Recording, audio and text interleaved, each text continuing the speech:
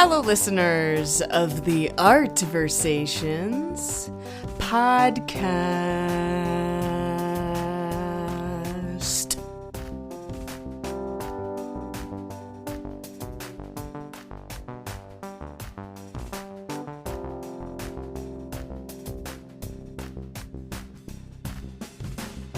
Welcome back to another episode. This is Art Versations, a meditative conversation about the artistic process. My name is Bri, like the cheese, and I'll be your host for the next hour as we cast this pod. Thank you to everyone who has been listening to this season so far. It means the world to hear from you about which guests you tune into and which episodes have offered new inspirations into your own artistic processes. If you haven't subscribed to the show yet, it's the easiest way to stay up to date about new episodes, so go subscribe. Let's jump right into this week's episode. I sat down over Zoom with Lilly Giroux and Emily Rapley. I got a double feature for you. They are each dancers in their own practices, but have come together as co-founders of their company.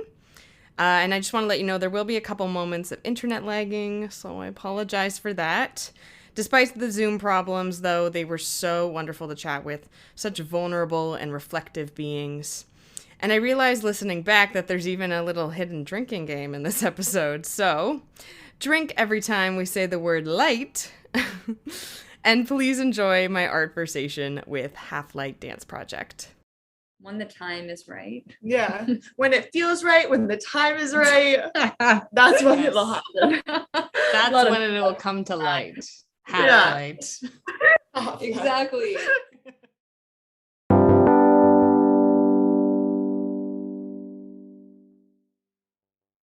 Hello, Half-Light Dance Project. Hi. Hello, Lilly. Hello. How are you today? I am so good. Hello, Emily. Hi. How are you both doing? We're so excited to be here. I'm so glad you're joining me. Finally, we found a time to sit together. I know. It's funny. Like, I don't know. Because of the pandemic, you think, oh, you're not busy, but somehow you're still busy. It's true. It's true. It's almost as if there's like too much extra time and then I fill it with everything. I'm like, oh yeah, I have the afternoon off. I'll do like 5,000 things at that point. Yeah, that's what it feels like. How was your Sunday today? Was it busy or did you do any artistic things? I did actually. I had work in the morning and then I'm actually doing a project with Bri for Jacob's Pillow. Yeah. Amazing. So I had a long rehearsal today. I was grooving and sweating. So I've definitely been letting out some artistic juices. Yeah, they're very juicy. They're juicy, but no, it was good. It's been a good project so far. That is so cool. I haven't seen Kira in so long, but the collab between the two of you is incredible. I know. I feel like it's like long overdue. We've known each other since we were like, I don't know, 12, and now this is our first time really doing a project together. And no, it's been really nice. Amazing. And what about you, Emily? Were you running around in that post-rehearsal glow or Classic Sunday things like groceries and laundry, you know? Singing in the car when I was going to get groceries. That's artistic. Like, there's my artistic outlet for the day. There you go. Yeah, that's some creativity to get flowing those juices. Amazing. That's so fun. I love singing in the car. It's like the perfect acoustics, you know? Yeah. Not a good singer. By no means would I put myself on stage for it. I think we should. The next Half-Light project. I mean, I'm down. I'm always down, but I'm just everyone now. It could be like a carpool karaoke or something like that. Yeah, actually I'm very into watching those. Yeah. There are some good ones out there. There but really are. They're also singers, so. True. Yeah. It's like Adele and stuff. Like I'm over here like, maybe I can give you a high C and that's about it. But and I'm like, what's a high C? You'll be the one pressing play on each of the tracks. I'll be the chauffeur. Yeah, there you go. Perfect. Amazing. Okay. Yeah. So a little bit of creativity, but I mean, Sunday is, yeah, it's an errand day for me too. It's like I was running around getting some groceries and stuff, like kind of boring, but still needed, Yeah. Maybe there's some creativity in getting a grocery list together. I don't know. You know what? Honestly, everything is improvised. So why isn't everything just a dance? Ooh. Yeah, Right? you're right. I mean, people do like the grocery shopping dance, right? Yeah, so Like, we're actually grocery shopping. There it is. yeah. It's all improvised. I love that. It's just waking up every single day is like a whole improvisation. 1,000% it is. For real. Oh my gosh. I'm so happy you're sitting with me. There's been a couple people who have recommended to have you on, but I've also been longing to have you on for so long. Your Half-Light Dance Project, the wonderful combination of the two of you. I want to ask a little bit because like Emily, you're more focused on like fitness and wellness from what I gather from your website. And Lilly, you have like all of this training from like America and beyond. Like the combination of the two of you is such a like interesting dynamic. Did you come together because of like you knew each other from high school, or was it like a very like a random combination? Yeah, it's a great This question. is a really good question. Yeah, I mean, like wow. Personally, like I mean, I went to York for dance, so I was in the BFA program there, and Okay. got out of York. I did some Thai massage because everybody was yelling at me to do something supplemental for like an income, really is what it was. Everyone was like, oh, it's so hard to make money as a dancer and you need to find something else that you really enjoy. And I was just coming out of university, and so I thought, why not like pick up something else that I can have? And I was really lucky that like I didn't even really a lot of like for 2 or 3 years out of university, I was like all just dance projects. And then I think, leading up to the pandemic, and then during the pandemic, obviously there was not a lot of live shows. There were, right? So then fitness came along because that was always a passion of mine. And so that's kind of been the forefront of what I've been doing. And we met on a project. Like we were just working together. Yeah, we both were hired as dancers for a project, and we didn't know each other before at all, which is crazy because like we were both in Toronto. I don't know. It feels like I don't know. I feel like I know a lot of people, or like know of a lot of people, but yeah, we just like never crossed paths. And then we both were working on this project, and it's really interesting because that's where we like really figured out how our artistic values like align. Just being in this process together. And it was funny, like I feel like we were talking a lot about things that we both would like to see in performance, like what we think the industry's missing. And maybe jokingly we're like, we should start a company. Yeah. And then this like joke kind of just kept like spiraling, and like the ball was rolling. And it's funny how how you meet people all the time and you're like, oh, like I love the way you think, and I love the way you move, or whatever. Like it just like fits. And but you're like, we should work together, but you don't like really pursue it. Right. And right. We were just like, yeah, like we'll work together again sometime. And then like, how did it even really... I know, I'm trying to remember like how we were like, okay, we're having our first meeting. But we did. Like we sat down, got coffee, and we're like, we're doing this. Like we're starting a company. But it's also so cool, like what you were saying, like our dance styles are like so different, I think. And it's just so nice. We both bring such different ideas to the table, movement, concepts, like Well, and so much of dance is fitness and also like creativity. Like it's such a interesting combination of those two things anyways. And That's so interesting that like it was just a sort of a lighthearted conversation of like, we should, haha, like this kind of works, maybe, it's kind of like dating, and then like you don't really know if it's actually gonna go through with anything. And then it is. and now you're married. Yeah. We are. Yeah. For the two halves. That's so cool. Yeah, I it's nice when something just works and there's no like extra like energy that has to be put in. It just kind of is what it is. And collaborating between two people, can be a little bit angsty at times, and like there's butting heads. And I think it's really cool that you just come together and created, the works that you have already and are still together now after like a year and a half or so that you've been together. 2019 is when we started. Okay. Yeah. But I mean, it's hard to say because we started, well, it's not hard to say. We did start in 2019, but it just feels funny because we started with the idea of like putting on our first full-length show. Like that's what we wanted to start with. And you want to start there. Wow.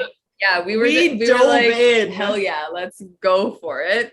And then we were working on it for like a year. Yeah, I would say like months and months. Yeah. Creating this. I don't even know. I think we had like maybe like half an hour of material. Yeah. Like ready to go. And Amazing. like, and then the good old panini pandemic. Panini. She said, wait a second. Yeah, she was like, you're gonna hold up, and we don't know when we're gonna let you do it. Yeah. So that was a big like shift for us, and trying to figure out, okay, we started this with this idea. What are we gonna do? Right. Like with this name that we've created. So yeah. Is that material still accessible to you? Like, do you have it all logged and everything so you could go back to it if need be? Yeah, it's like 1,000% on the back burner.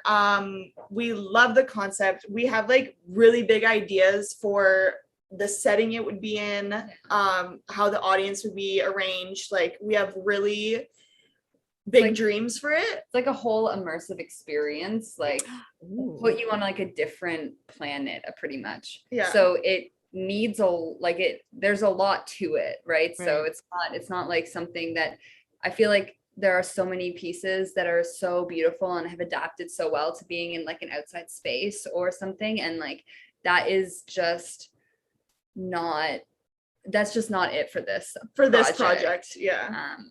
For us, it needs to be a certain way. Yeah, like but so definitely like we have a log of the material. It's it's back there in the brain ski, but very smart, very wise. Obviously too though it would shift now where it's been years since we touched it. You're changing all the time, like of course the material would be shifted and reworked, but we definitely want to revisit it. I wonder what 2 years or like 18 months, I guess, of this pandemic has done to like every single project that was in the works. Like so many TV shows have been postponed or canceled. Like, how does the writing change if they're going to come back to it now? Like, you know what I mean? Like time away really does change the way we work. And I wonder if that's for the better or maybe not for the better, like, yeah. It's hard to tell. I think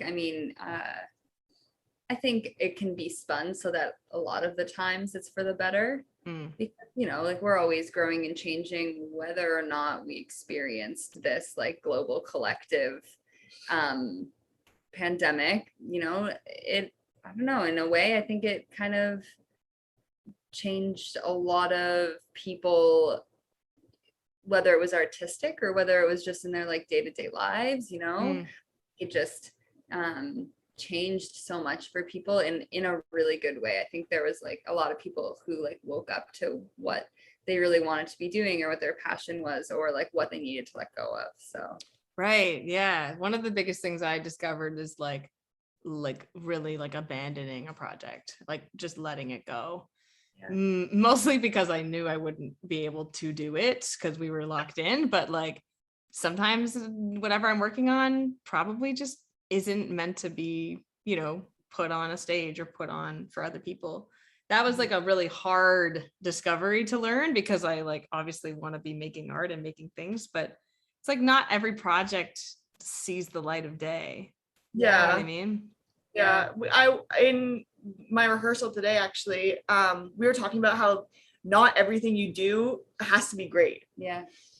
Oh, it's a big Like, one. Yeah, exactly too. But like coming to terms with that, like you're saying, like you love your art so much, and you just want it to be a certain way and to make it to the light. But yeah, you have to cut like, oh, not everything I make is gonna be good, or anything. It's not gonna be any. So, honestly, all dance is just like, oh, moving my body around. But but sometimes you want to invite people in to see it, and yeah, other times it's just, oh, like body wiggle. That was for me. That was for me, whatever. Or not even like, you know. Right. Yeah. It's a hard thing to learn for sure. Yeah. I don't know. I mean, with all of the work that you've been doing recently, the two of you, like it's such a nice it's nice to look at people on Instagram and see what they're doing, but like there's so much stuff that doesn't get exposed on Instagram, and I wonder, like, as you're doing these projects, and like what do you share? What would do you want to bring everything for the audience to look at, or is it just the final product? Like, where do those exposure lines lie for you? I feel like Instagram is a conversation I could talk about forever. Right? There's great things I think about Instagram, and then like, I mean, honestly, I took an Instagram hiatus for the last couple of weeks because I just needed to like almost like cleanse my soul in a way. Yeah. There's so much great content, right? But then at a certain point, you're just like ingesting all of this content, and you're not even like understanding or recognizing or really taking in what you're ingesting, and then it's overload at that point. And I think specifically talking about Half-Light, like we don't have a massive presence on Instagram. Like we don't share a ton. Sometimes we're like, we should share more. But do you feel that that's like a requirement as an artist? Sometimes we're like, well, how are people gonna know what we're doing or who we are? Because Instagram, I feel like, is the main form of like social right now. Everybody's on Instagram. Everybody's doing that. Like Facebook has kind of like fallen off a cliff a little bit. And like, I mean, like, I don't really use Facebook. Maybe some people still do, but you know, I think Instagram is just like that thing where we'll go to stay connected with everybody, because that's even more so what we've done for the last year and a half. Yeah, in some weird way, we're all just online all the time. For real. And it's overwhelming. And I think when we're creating in a studio, like we are present in that. And it might be different because we're like a duo, and like creating on your own, sometimes you're like, okay, let me film this, let me see what it looks like, you put this out to the world and get some sort of like feedback. But working with another person or multiple other people in a studio, I feel like it's maybe a little bit easier at times to be like present in what you're doing and not think about that like recording social side of things. Absolutely. But yeah, we don't have a huge presence on Instagram. And yeah, like you mentioned, sometimes it feels like we should, like it's a requirement. But honestly, I think the way that we flood things out now works for us. It feels natural, and like maybe not forcing what doesn't feel natural at this moment. Absolutely. I totally see that. And the only reason I bring it up is because I think it's different for every single company, every single individual. You know, like how much do we share? Why do we share it versus just keep it as a memory, you know, like a memory that doesn't need to be filmed. Like I miss those moments. There's so many moments like when I would be in class in person, you know, and I like catch on to something and I just like it stays within my brain forever, but it never got recorded, and that's okay, you know, like and I think it's just different for each artist. Yeah. Yeah, I think that there are some Instagram accounts, like, I can't even think of all the names right now, but there are some Instagram accounts of some bigger companies, especially in the UK, that they release such interesting content, like almost daily, like clips, little reels and stuff, like Mhm. of like 5 seconds on repeat. And it's so inspiring to watch, right? And I think it'd be cool to do that. Yeah. But I think that also means that, like, you know, because of the pandemic, we've had to rely on other jobs right now. And so we don't have as much time to invest into doing, I guess, certain artistic things that we'd like to. Mhm. So when the time is right. Yeah. When it feels right, when the time is right, that's when Yes. it'll happen. That's Lot of- when it will come to light. Yeah. Light. Exactly. No, yeah, that's that it's something that I'm still wrestling with too, because I want to like show everything, but I also don't have time. Like my job is not to be an Instagram artist. Like I'm trying to do this other stuff too, you know? Yeah. And speaking of your all of your projects that you're working on, one of the most recent films that you did was at Bloomfest. You had a film called September. Yes. We did. Yeah, it's such a funny story. Yeah, we actually have Oh. a funny story about September. Tell me It everything. might not even actually be that funny, I but know. it's hilarious to us. Because okay, so we made this film. Yeah. We were like, yeah, we love it. We got the final edit of it. We're like, okay, like we have to name it. Yeah. What are we gonna name it? Yeah. Always the trickiest part.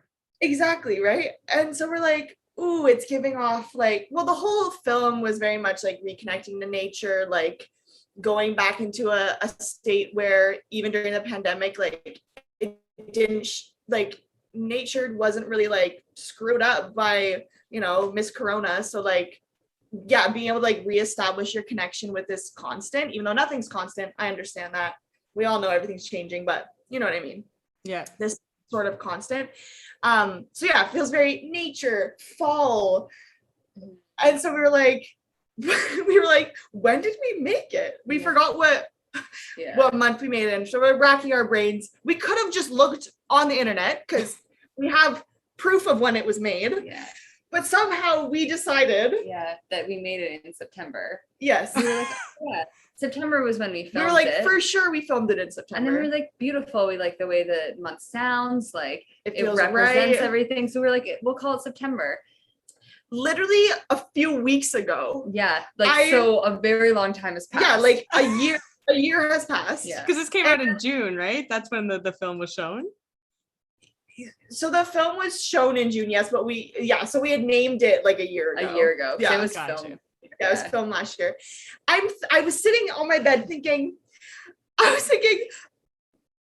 when was it filmed? Because I had a sudden it hit me that I think we were wrong. I look on Instagram. We filmed it in October. Yeah. Not far off though. So not far off, but just hilarious that this whole time, like the reason why we called it September was because we filmed it in September and we actually filmed it in October. Yeah. So it should have been called October. Nobody would know that because there's only 3 of us there that were filming it. But like, now, hey, yeah. Now everyone knows.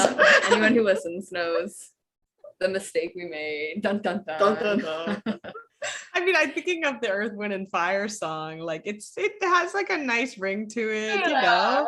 Green Day uses it too, and Wake Me Up When September. Like, you know, it's September. It's a great word. It does. It flows off the tongue. Yeah, it really does. But it should have been October. That's so funny. Were you filming with Kylie Thompson? We were filming with Corinne. Mm-hmm. With Corinne. Oh, gotcha. Sorry about that. So okay, because I had seen like No Humans Allowed was also tagged. We did some photography with Kylie. Oh, lovely. Yeah. Okay. That's what that was. Okay, cool. Corinne Bisson, right? Yeah. From Gal Pal. Yeah. Okay. Oh, that's dope. So it has themes of nature and like connecting to the earth and the constant that we live in.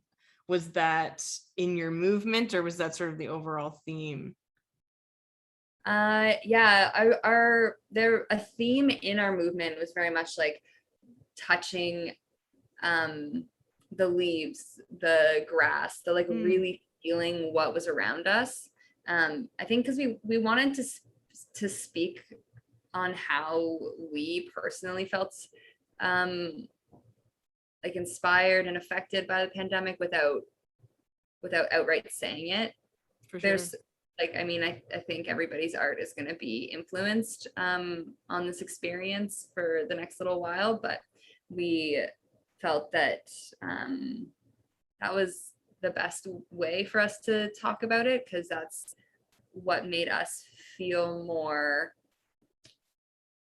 like less alone, I guess, being in nature. I think maybe that's true for a lot of people. Like, you know, you just go for a walk and you feel a little bit better. Like, I think there's just something really special about the connection that we have with nature as humans, and it's something that I think we should all spend more time investigating. And totally, it's like that phrase, like, go and touch grass, because you're like out of this world, you're like not grounded or something. Like you know what I mean? Like it's like really just being outside is something that is now a requirement for health. Because of like the stay-at-home order and like don't leave your house or else you're gonna get sick. Like I have to remind myself often to like go outside, like sit down. Like I went for a walk this morning and that like totally changed my day, just to be able to be outside and like sit in the grass. Like and when we filmed it was so cold. Like I remember because we filmed it in October. October. So it was like I was numb. I was like, by the time we finished, we were in dresses, like they were long sleeve dresses and bare feet, but we were in bare feet. Our feet were so freaking cold, like absolutely numb. At one point I was running through the forest and I probably stepped on like every tree branch possible, rocks, and I didn't tree even branches. feel it. I was just like going. I was like, yeah, it's good at this point. Everything's fine. Everything's dandy. Just keep moving. Keep moving. Okay, cool. That sounds like a really like needed film right now. It sounds like it was, you know, a project that we could all benefit from looking at, just because it's so current and so relatable. And obviously even like incredible. Even like a year later, it still feels just as relevant. Isn't that crazy?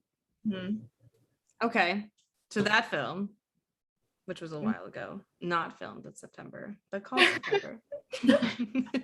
But most recently too, you were teaching at KRISP summer series. What was that experience like, being on Zoom but having everyone else be in person? So KRISP is we're going to be performing for that later, but part of the dealio is that each performer gets a master class. So that was part of the summer series. So ours was on Wednesday night. I believe it was Wednesday. Yes, it was. Okay. Was it October or was it Wednesday? Oh my gosh. I don't know. So ours was on Wednesday night, and it was really cool because the program or the show is like based out of Philly. All the dancers that took the class were in a studio together in Philadelphia. And then so I was jealous. That's what I told them, like, guys, I'm so jealous. I wish I could be in the space with you. But so I zoomed in from Toronto. They were in Philadelphia, and it was so nice. Through the screen, like I could feel that there was like buzzing in the room and like this energy, you know, and like in an in-person class, there's just that special like, oh, you could feel the energy between people. But it was just like, I don't know. We were talking about this earlier, how with Zoom, like it's pretty shit and like it kind of sucks, but the connections you can make that are like so widespread, your arms can reach so many people. So like right now in my week I'm having, I wouldn't have been able to just bop over to Philadelphia, you know, but because of Zoom, we get to make these connections.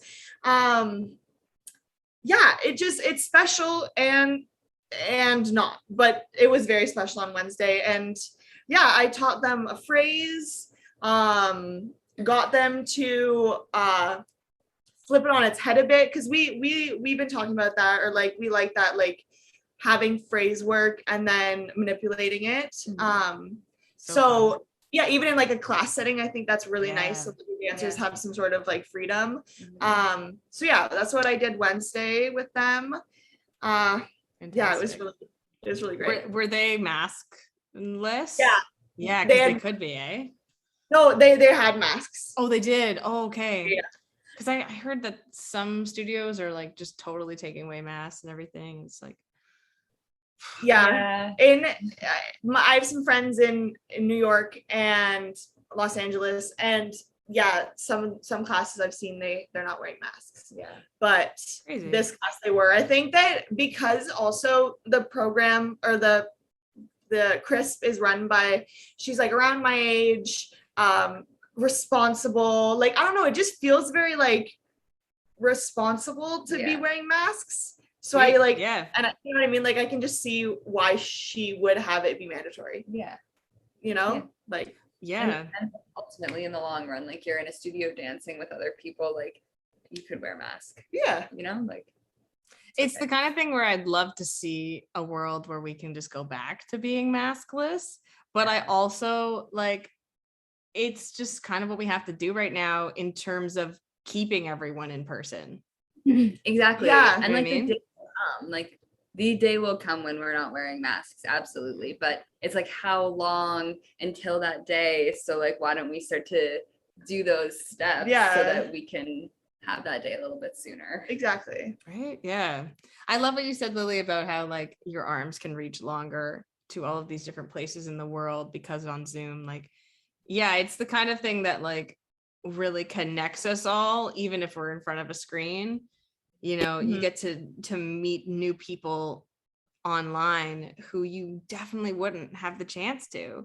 Yeah. Especially a dance academy in Philadelphia. Like, you know, that's such a long way to go from Toronto. And I wonder too, like, how was that connection? How was that built? Was it established, you know, with all of the students, or was it just with the person who runs the studio? So it's actually everyone that took the class were professional dancers. Which is cool. I met the girl who runs KRISP. Her name is Kristen Adams, and I met her in LA. We were both taking Erica Sobel's program there. So I met her through that. And again, like, that's like another connection I made, and that has lasted through this online world. So yeah, so that's how I met Kristen, or she goes by Crispy as well. That's my KRISP. Yeah, makes sense. Yeah, so cool. That's how I know Crispy. And then a lot of the people that were taking the class were her friends, other dancers, other people who have works that are going to be shown. They were also in the class. So yeah, cool. Yeah, just like a intermingling. Yeah. What a great like way to reach everyone before the show or before the showing. Yeah, you know? It's really cool. Yeah, it's also just like a really smart way to do like a festival type setting, right? Because it's not just like, oh, like, here's our show. It's like, oh, here are actually all of the people that you can watch in the show before the show. And yeah, like, you get to like, they get to know you more personally, and what your work, like, what it might look like. It's like a secret little like, ooh, sneak peek into this person, into this company. And I feel like so often, like, a conversation that I have with people, whether they're, you know, dancers like professionally or if they love viewing dance, whatever it is that sometimes dance can feel inaccessible. And I think that a big thing that Lily and I are focused on in Half Light is to try to make movement and dance accessible to people, whether they want to be dancing or whether they just want to be able to talk about movement after a show. Like, you know, we kind of want to break that fourth wall in our shows and bring you with us, and let us know what you are feeling and thinking, because there's no wrong answer. And I think part of that is letting people into like who you are. We're not these dancers put up on a stage and like you can't talk to us, and we're these beings that put ourselves in weird positions, like, and we're only here to entertain. Like, no, we're humans exploring an art form, just as if you were to talk about someone about their painting or about their like sculpture, or like you think of musicians, people always want to go up and talk to musicians after a show, right? Like, it's like we would love to have the same sort of dialogue between the audience and the viewers and like our dancers or us. We're even talking about like in like program notes. I feel like sometimes like as creators you'll have an idea behind something, of course, and like you can write it in your program, and it's very thoughtful, and we just want to make sure that even if we had a concrete idea of what something should be, like no matter what anyone takes away from it, they feel open, safe enough to talk, like have this ebb and flow. The exchange. That's something we're working on. I think that's really important, to connect with the community, to connect and feel like there is the still conversation, not just like you look at me and don't speak, because like as dancers we don't really talk very much anyways, but like there's kind of almost like a really big wall up against the audience sometimes, because they feel like they can't talk to us because we didn't talk for an hour, like it's the lobby conversations that I've had after a show, like a live show, have been very hesitant almost, and like, that was really great, I didn't get it, but good job, and then they like move on. It's classic. That I didn't get it, but I liked it. And it's like, wait, tell me, but why? Like, tell me more. Nothing to get. I think that's one of the biggest disconnects, is like, would you look at like a painting and go, I don't get it? Like most of the time people wouldn't. They would go like, oh, I love the colors in this, or the shape, like even something that basic. Like we aren't looking for someone to like completely tear apart our show and like talk about every tiny little like your pinky of what was happening. Exactly. We're just asking for like how did it make you feel? Like, oh, that show, actually I did a piece like right out of university. It was like my first professional show with Fringe, and it was like a lot of my inner workings of my brain. And so honestly, some people after watching the show, because it was kind of dark in a way, some people were like, Emily, are you okay? And I was like, no, I'm great. Like I got all of everything that I need to get out on that stage. But also people watched it and they were like I felt like so uncomfortable at times, but then I also felt like really intrigued, like, just basic descriptive words. There's like, that's enough for us. Like we don't necessarily need like a whole monologue about what you thought of the show. Just like a little bit. We can take so much. Dancers can take so much from so little, we can extrapolate off that. Like, thank you so much. We'll go now, and there's so much like energy being put into the movement. We're like literally getting tired on stage. If you didn't get anything from that, like what's going on here? Is it because sometimes I feel like I need to give a prompt and really say like, this is what you're going to see, like watch out for this will be an interesting landmark of emotional change or something, or even just a little bit of the background of how rehearsals went, so that the audience, especially if they're like non-dancers, like they just have a little bit of a jumping off point to like their own emotional interaction. That's really nice. I like that.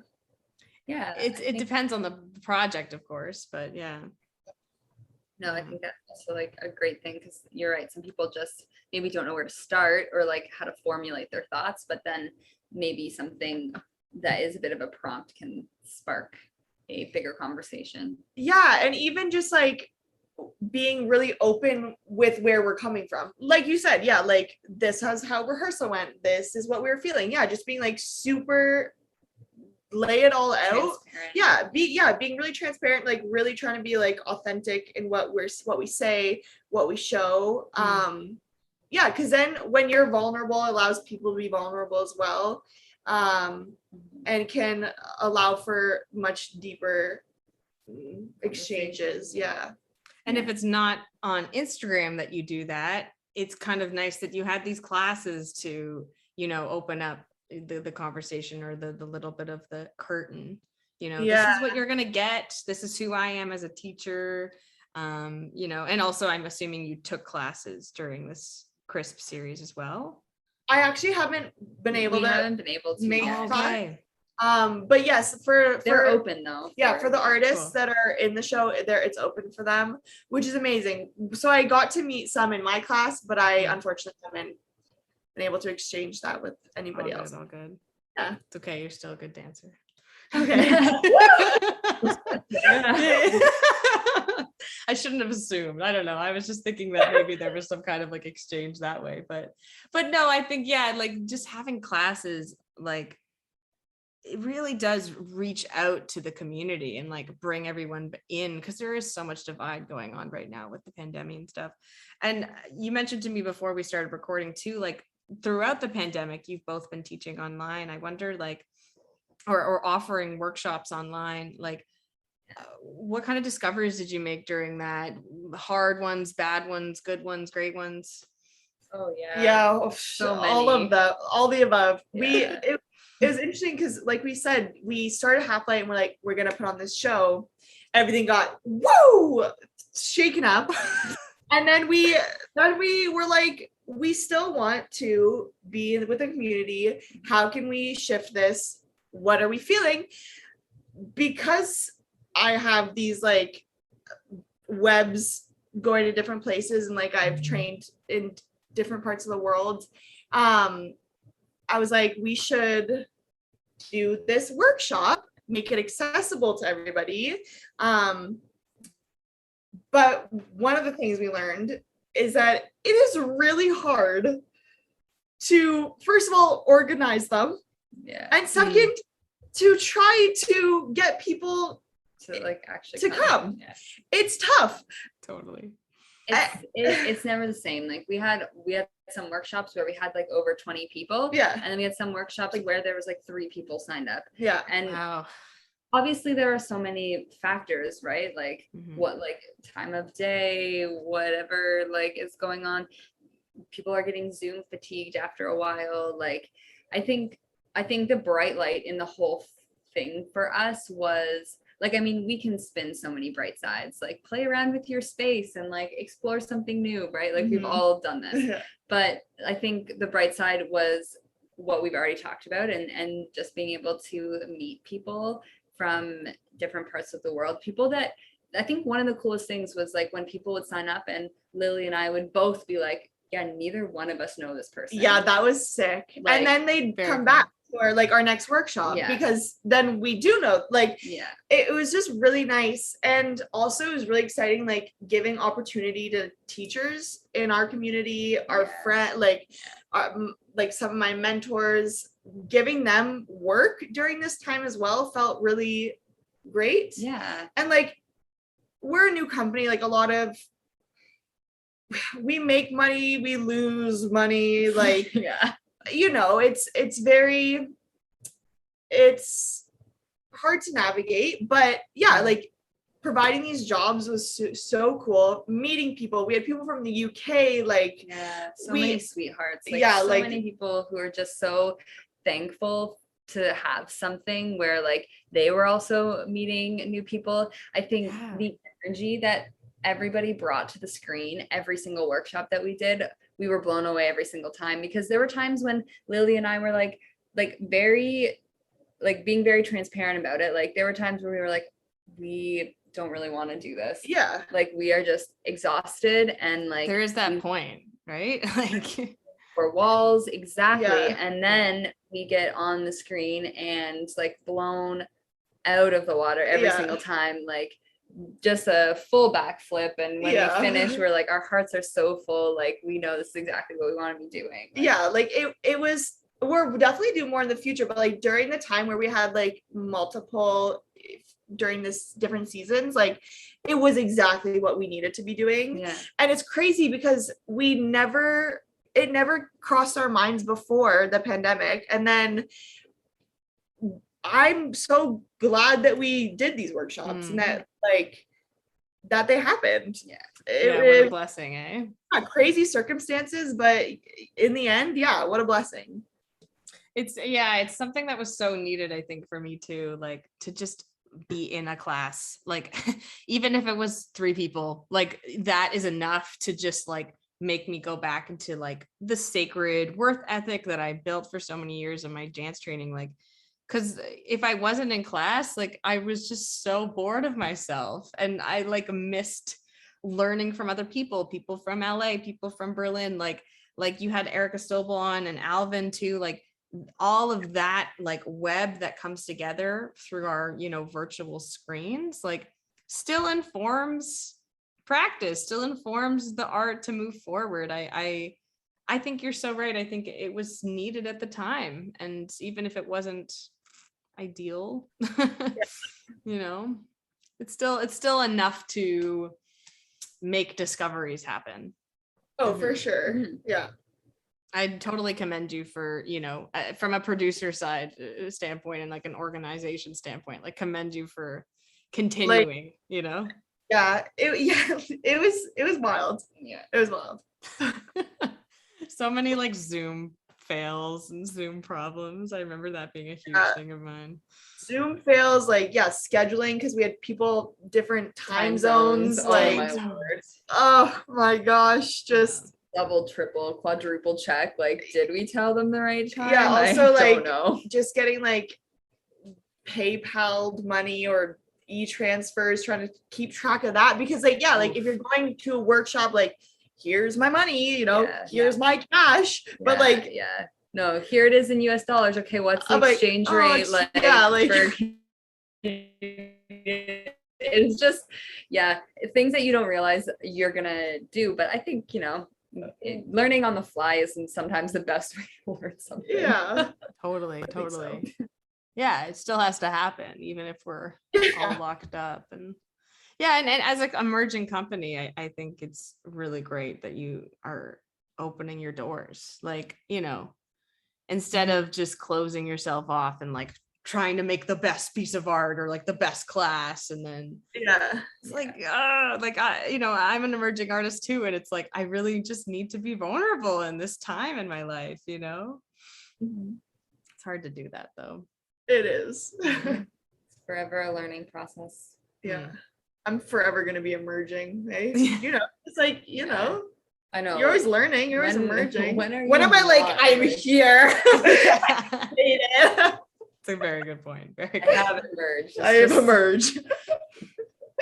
You always just grow, growing.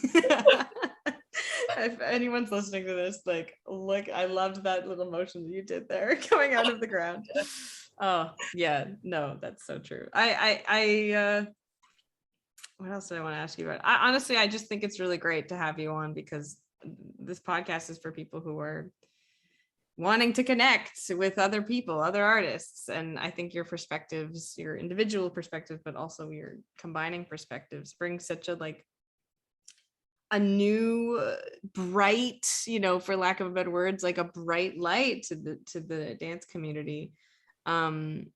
And I think I really enjoy watching duets. I think that's one of my favorite kinds of combinations of dancers. And I wonder too, with, touch not being a very common practice right now, like, do you have moments where you are like, should we bubble together? Should we not? It was funny because our first, when it first happened, we weren't in a bubble.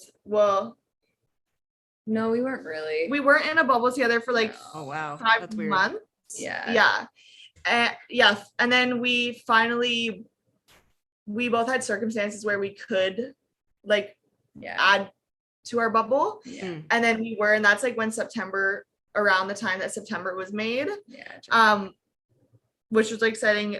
But even our new creation for KRISP. Yeah. We're like really diving into this like touch again, which is nice. And partnering, because we also love duets. Yeah, it's one of our favorite things to make. But yeah, so now we're like really diving into this touch and appreciaing it. Yeah, So absolutely. Yeah. In this process. Sorry, go ahead, Emily. Oh no, I was just gonna say like finding different pathways. I think once we took a long time apart, coming back together, it's like, oh, like this is familiar but also new, and it challenges your brain in a different way to maybe not go back to like the old patterns that you do as like a human with the other same human in space. Right. Yeah. Like I was gonna say, like in this process, was there like a relearning of, you know, partner improv and oh my god. Yeah. Okay, this is so embarrassing. So we're like, oh my god, tell me. We're doing the do, and like it's great. Like it's going well. This creation like has felt really nice. Like it's been a dream, honestly, so far. Yeah. And then we're in this like really familiar stance, and like I lift. Well, we exchange who lifts who. Like Emily can lift me, but I'm usually the lifter in our duo. Not because I don't want to lift you. I know. I know. She can lift me. I'm sure you can. Yeah. We're in this like familiar sort of beginning of a lift. Like we've been here before. Yeah, we're like we practice. We understand. Is it like a second position on plie? Yeah, I'm like quite low. I'm like ready to wrap around Emily's waist. Kind of like going like this. Yeah. Right. And then I pick her up, and it's just, and we're like, no, that's not it. So I'm like, okay, let's try again. Oh no, that's not it. Bri, literally 10 minutes goes by of us trying to figure out where our arms go, where our heads are in the space. Like one lift. Like getting this one lift. And like if this was like a visual podcast, like if we showed you the lift, it's literally everyone knows this. Everyone knows this lift. Like it would take everybody else 2 seconds to do it, and we were like once we got it, we were both like, oh my gosh, how did that take us so freaking long? But it's because we haven't been doing it. Yeah, we were just like out of practice, which is hilarious when you think about it, because it's like, in a way, as like a dancer and a mover, if you're always moving, like, you know, are you really out of practice, or are you just like in a different form of your practice? What, you know, like that conversation. But it's like, no, there are times when you can like kind of be out of practice, especially when it comes to another person. It's like, where are my arms going? Yeah, it's like, for sure we haven't done this in a long time. But it's a strange reality that we all live in, I feel like. It was so funny though. And no, but this process has been really, really awesome. So and it's coming out in September is when you have the show. We're driving. The show is October. Oh, October 1st. Yeah, because we're driving to Philly, so we're leaving in September, but then the show is on October 1st. Yeah. So fingers crossed that we will be able to go and do this like live in person. Totally. In Philadelphia. We're like so excited. We really hope we can be in front of a live audience. Have our first like half-light dance on the road. Yeah. Road trip. Tour. Yeah, we're touring, baby. One place. We got one stop, so everybody come on. Yeah. Come with us. You get like a whole van and everything. Yeah. Do you know that documentary that's like with Ben Howard and like a bunch of other, like the Staves and stuff? Yeah. Oh my God. Love Ben Howard. Well, I think it's called like Boston to Austin or something. And it's just like them in a van. Yeah. So that's amazing. Yeah, just get a school bus. Yeah, and just invite friends. Yeah. It's like probably 30 plus people. Yeah, like do I not have any people? I don't even know. Probably not. Would that many people come with me? No, it's fine. Honestly, school buses aren't being used right now, so go for it. So there we go. So let's do it. Trip to Philly. No, I Yeah. really do hope that this is in person. Like, yeah, because this will be like, there's just so many films being put out. It's like I'm itching to be back in person. I'm sure you are. Yeah, I think as a collective, a project, like I think we need that like little pump in our like tires right now, just to be like, yes, this is what it's like to be in front of an audience again, like, and just like fill up our cup a little bit with that like inspiration, which I know everybody needs right now. So like it's funny, we were like trying not to hold on to it too much. We were gonna do it virtually, and then one day I like came to Lil and I was like, yo, Lil, we could like drive there and do this in person. And I was like, oh, we can. Like it's been option? so long that we were like, in person is an option. Like, yeah. So yeah, we've got our fingers crossed. And our toes. Yeah, me too. Oh, that's so exciting. Yeah. I really hope it happens. Yeah, like I am always like, oh no, I can't do this or I can't do that because it's not going to be safe or the protocols won't work. But like, there probably is a way to do it and still have it be an exchange and a community building experience and get out of the house, get out of the country too. Yeah. Wow. Just get going. Fantastic. Amazing. Okay. Yes, that project's coming up soon.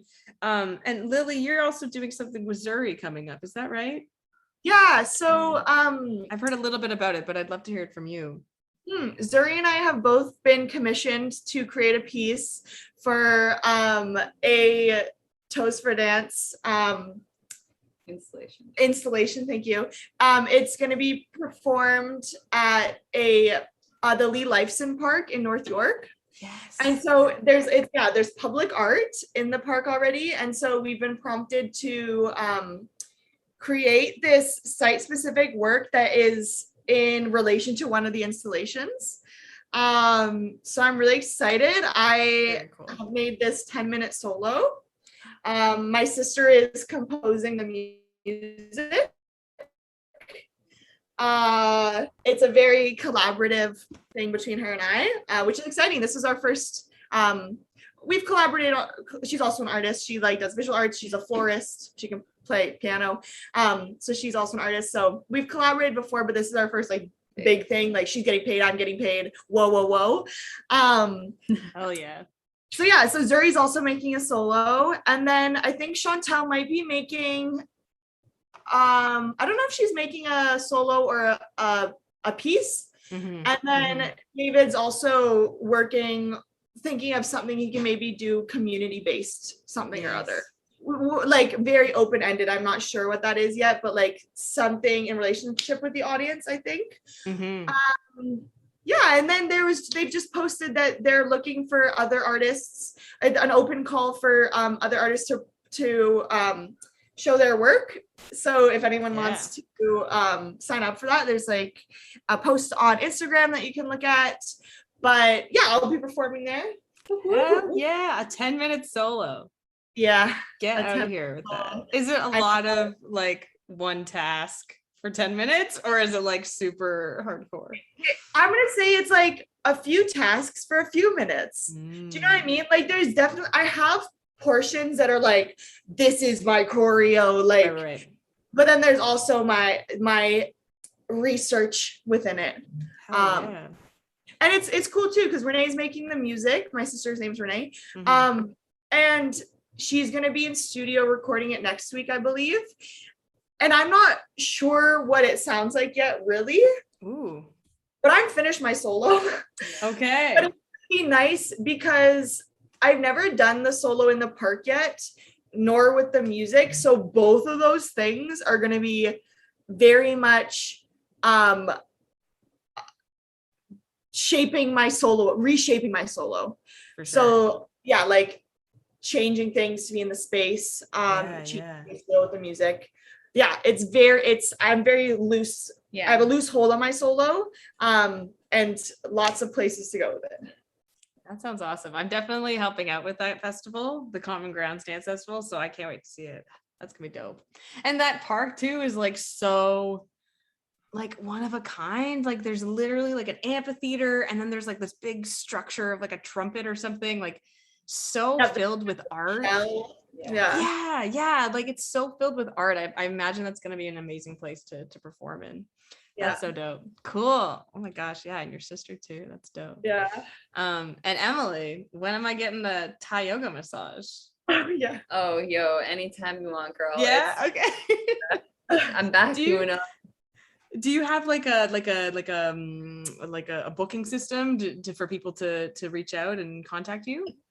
You can, I mean, literally, I just said that I took an Instagram hiatus for 2 weeks, but I'm gonna bring myself back onto it next week. So you can either like just DM me and I can book you in, or I do them out of Loft Cycle Club, which is on the East End. Gotcha. Okay. But they also have like a booking system for me, and you can like book through there as well. But yeah, I mean, just take care of your bodies, you know, it's a big thing, I think, especially for dancers growing up, and we've all been there with various struggles as dancers, whether it's like body image or like mental health, you know. Well, I mean, those are literally hand in hand. Those are together. But you know, I think it's just important, like something that I've just fell in love with is the wellness side of movement, and like how it can, like anybody can be a dancer if they want to, right? Anybody can like do a bar class or work out and feel good about themselves and train those like tiny little muscles that like us dancers train all the time. It's so good for your body. So absolutely. I feel like I would really benefit from, like, because I've had massages before, but like the combination of yoga and massaging, like I don't know much about it, so please correct me if I'm wrong, but it seems like it would be, you know, movement based. Like it's not just like someone digging into your bones like for an hour, but like you are moved by and manipulated by. Is that sort of how it works? Yeah, you're bang on. Like Swedish massage, which is like the classic. If you picture someone like on a table, you're on your front, they massage you, then you flip over and they massage you, and then like you get up. And there's benefits to that as well. Like you know, I think I'm just like obviously a little biased with Thai massage because there's a very like meditative aspect to it. Like sometimes I'll like talk people through like an actual meditation during the massage. Cool. If I feel like that's the right fit for you. Like some people, I'm like, I can read the room well enough to know that maybe that's not what they're looking for. But yeah, it's like the perfect mix between massaging and like stretching. So like I manipulate your body a lot in different positions, but like all the work's on me. Like you guys just have to lay there and relax. And yeah, it's an interesting modality, and like I hope that it is like more recognized in Canada in the next few years, because they're really like working on that. But like you go over to Thailand, that's the only kind of massage you can get over there. So Right. Interesting. Were you certified in it through a place in Thailand or from a place in Canada, or? So the school that I went to was Navina School for Thai Massage. They work out of Costa Rica and out of Toronto. Oh, wow. I did it in Toronto, but I would love to like go to their Costa Rica like school retreat thing. It's like a retreat because it's in Costa Rica. But yeah, I mean, like you can go there and you can take your certification diploma there as well. So that's so fantastic. Well, that'll be your next stop on your tour, right? Yeah, we'll go there. Philly, Costa Rica. That would be sweet. Just a little vacay. Yeah. That's so cool. Oh, I don't know much about it, but yeah, it sounds like it would be so helpful for wellness, mental health, just like general checking in. Because for me, I'm always like, I need to be working harder. Like it's never a time for me to like stop. Are you like that too? Yeah. That's me to a T. Can I fill every moment of my day? She really does. Yeah, like yes, I can. But I think the thing is like it's not it's not good for you to fill every moment of your day, right? Like Who what knew? like, yeah, who Who knew? knew you needed downtime? Every person who has ever burnt out in their life, like, hello, welcome. But yeah, I think it's yeah, I don't know. I've just been exploring like dance and movement in so many different ways, which has been really interesting and fun for me. Like, and I've just become super passionate about fitness training to complement your dance training, So because needed. Yeah. like I talked about this with Lil for a little bit. We went on like a little tangent in the studio one day, but I was like, I was like manipulated and injured by some of my dance teachers because they just like forced me into positions like as a competition dancer. And I'm like, oh, okay, sure. Like my hip is like just forever fucked up because of it. Like it really is. But you know, whenever I go and teach at studios now with kids, I'm like, I know that you probably hate it, but you're going to have to complement this with like some sort of strength training, whether it's like a bar class or Pilates or like just a little bit of like strength and conditioning. But like, I think about when I did strength and conditioning in dance school, and it was like I did like 3 sit-ups and I was like, I'm done. No, like really learn how to use your muscles, know where your muscles are in your body, activate them, and then you will actually have way less injuries and you will be able to sustain performing in a dance career for so much longer. Like, you know, I had a professor in university, she had 2 hip replacements and I was like, I do not want to be that person. Like she's a beautiful, I don't know, Carol Anderson. She's a little older now, but like she's a beautiful dancer and 2 hip replacements. And I was like, girl, I don't want to go there. And I don't want anybody to go there, you know? Like no one needs to go there, right? Like, yeah. Like, we need to take care of our bodies, even though we're like putting our legs behind our head and doing 5,000 spins at once. Cool. Thank you for sharing that because it's not said enough. And I'll definitely hit you up, and I'm sure everyone should as well, to, you know, check in and use wellness to their benefit. Is there anything else I'm missing? This has been so enjoyable. Thank you so much for your time and your thank you for having us. Yeah. It's been so nice and so natural to just chit chat. Yeah, that was natural. Thank you. There was a little bit of a Zoom lag too, so it was like natural. The most natural. Oh, well, one day we'll do this in person and we won't have any Zoom lags. That would be very enjoyable. Yeah, that would be fabulous. Please come back on and let me know anytime you have other projects going on. And before we go though, please tell everyone where they can find you, websites, Instagram, whatever it is. The mic is yours. Yeah. Oh yeah. Pretty straightforward. Half Light Dance Project. Everywhere you look. Yeah. You can email us. Yep. halflightdanceproject at Gmail. We have our YouTube channel. Yeah. Half Light Dance Project. Yeah.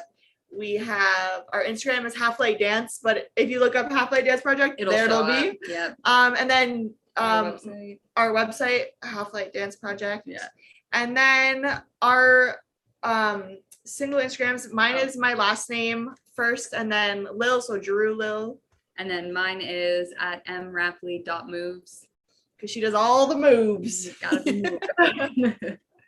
But yeah, just reach out and say hey. We just love, you can probably tell we just love connecting with everybody and anybody. Talking. Yeah, you can't really like shut us up. We're like long story long. Yeah. Always. Yeah. There's no long story short. We're like, just wait, listen first, one more second. Yeah. That's perfect for a podcast, honestly. You've been incredible guests. Thank you so much. And all of that will be linked below. Please go and check out Half Light. They're just the best humans ever. Thank you so much. Thank you, Bri. Thank you for having us. I'll stop the recording. Thank you.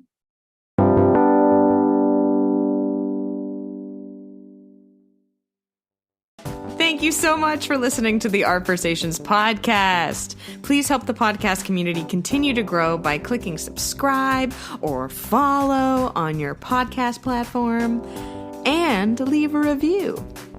As well, follow the podcast on Instagram at artversationspod. You'll find photos of the guest you just heard, plus highlights and quotes from each episode.